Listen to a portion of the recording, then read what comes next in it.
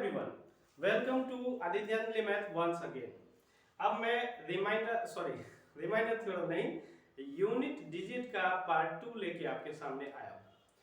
तो unit digit का part 1 आप सबसे पहले देख लें, तब जाके ये पार्ट 2 अच्छे से समझ में आएगा। अब पार्ट 1 में क्या था, उसमें बहुत सारी 2-4-5 बातें मैंने बताया था जिसको दिमाग में रखना बहुत ही जरूरी है इस पार्ट 2 को समझने के लिए। तो पार्ट 1 तक था कि अगर एक बेस पे एक पावर आ जाए तब यूनिट डिजिट क्या आएगा। अब हम आपके सामने लाए हैं कि जब एक बेस पे बहुत सारे पावर यानी अनेक पावर आ जाए तब यूनिट डिजिट क्या होगा।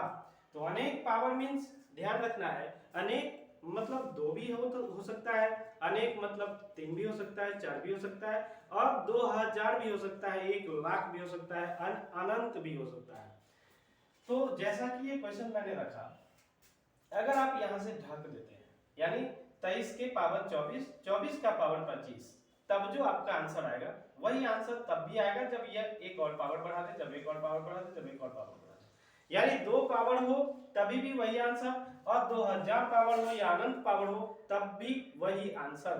तो करेंगे क्या ये समझना है। तो जब कभी भी एक बेस के ऊपर एक से अधिक पावर आ जाए, वैसी स्थिति में आप सेकेंड पावर को ध्यान दें, सेकेंड पावर इसमें भी और सेकेंड पावर इसमें।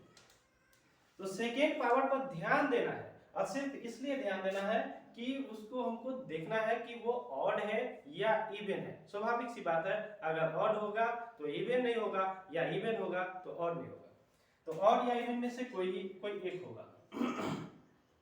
अब ऑड होगा तब क्या करना है, इवन होगा तब क्या करना है। अगर ये ऑड है सेकेंड पावर, जैसे कि 25 है, फर्स्ट पावर 24 आप देख रहे हैं और 23 क्या है, बेस है। फर्स्ट पावर 24 है, सेकेंड पावर 25 है। तो सेकेंड पावर ऑड है तो हमको इसके और इसके सहित ऊपर जितने भी पावर है उस सब के बदले सबसे छोटा ऑड नंबर, सबसे छोटा ऑड नंबर क्या होता है, 1, तो 1 रख देना है। यानी इस क्वेश्चन को हम रीअरेंज कर देंगे ऐसे, 23 रेज़ टू पावर 24 और उसका पावर 1। अब सारा मिटा दिया, यानी अब हमको इसको कैलकुलेट करना है। हो गया ना थोड़ा सा आसान। अब क्या करें, अब हमको ये देखना है, जैसे कि आप देखते हैं कि 2 रेज़ टू पावर 3 है और उसका पावर 2 है, तो इसका मतलब हो गया 2 रेज़ टू पावर 3 2 जा 6, और ये ब्रैकेट था। और अगर ये ब्रैकेट नहीं रहता 2 रेज़ टू पावर 3 और उसका पावर 2, तो इसका मतलब 2 raise to power 2 raise to power 2 3 जा 6 नहीं होता। क्या होता, पहले 3 का स्क्वायर करते तो 3 का स्क्वायर क्या होता, 9, यानी 2 रेज़ टू पावर 9 होता। तो हमको यही चीज समझना है। अब करें क्या, तो जैसे कि आप देख सकते हैं 23 रेज़ टू पावर 24 और उसका पावर है 1, तो किसी भी नंबर का पावर 1 डाल दे तो कोई फर्क नहीं पड़ता, वो वही का वही रह जाता है। इट मींस आप इसको लिख सकते हैं 23 रेज़ टू पावर 24। अब 23 का पावर, अब तो जैसे कि आप देख सकते हैं कि 23 रेज़ टू पावर 24 है, यानी एक बेस पर एक पावर है। तो एक बेस पर एक पावर का क्या रूल बताए थे, वो पहले वाले वीडियो में मैं बताया था कि जब एक बेस पे एक पावर हो जाए तो पावर को 4 से डिवाइड करें। 4 से डिवाइड करने पर भी 2 ही रिजल्ट आ सकते हैं, या तो वो फाइनली कट जाएगा या तो वो नहीं कटेगा। अगर वो फाइनली कट गया तो फाइनल हमको लिखना है, जैसे कि 24 को 4 से डिवाइड करेंगे तो 4 6 जा 24, ये फाइनली कट जाएगा। तो फाइनली कट जाएगा इट मींस हमको 23 रेज़ टू पावर 4 ही लिख देना है। फिर से समझ ले, अगर सिंगल बेस पर सिंगल पावर हो तो पावर को 4 से डिवाइड करेंगे, और 4 से डिवाइड करने पर अगर वो 4 से फुल्ली डिविजिबल है, डिवाइड हो गया, तो नया पावर के रूप में 4 ही लिख देंगे। और अगर वो डिवाइड नहीं हो पाया यानी कुछ रिमाइंडर बचा, तो जो भी रिमाइंडर बचा है उसी को नया पावर के रूप में इस्तेमाल करेंगे। तो यहाँ तो फाइनली कट गया था तो नया पावर के रूप में 4 ही लिखेंगे। अब 23 रेज़ टू पावर 4 है तो हमको यूनिट से मतलब बस 3 लीजिए। अब 3 को 4 बार मल्टीप्लाई करें, 3 इंटू 3 इंटू 3 इंटू 3, तो ऑलरेडी ये क्या आएगा, तो 81 यानी यूनिट डिजिट क्या आएगा, 1।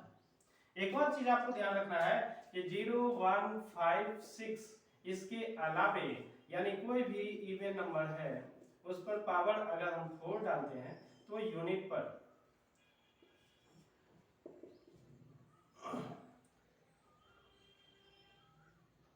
सॉरी इवन नहीं ऑड, कोई भी ऑड नंबर है पावरफुल है तो यूनिट पर 1 ही आएगा।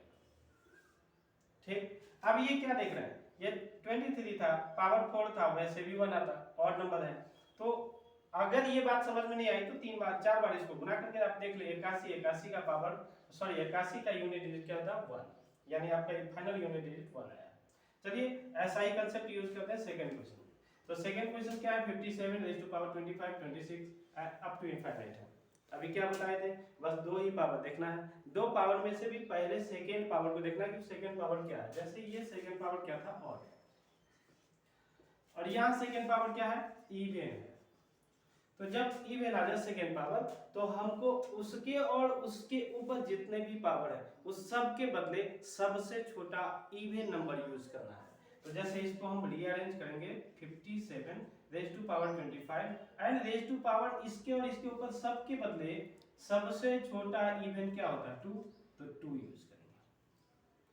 अब आपका क्वेश्चन थोड़ा सा शॉर्ट हो गया।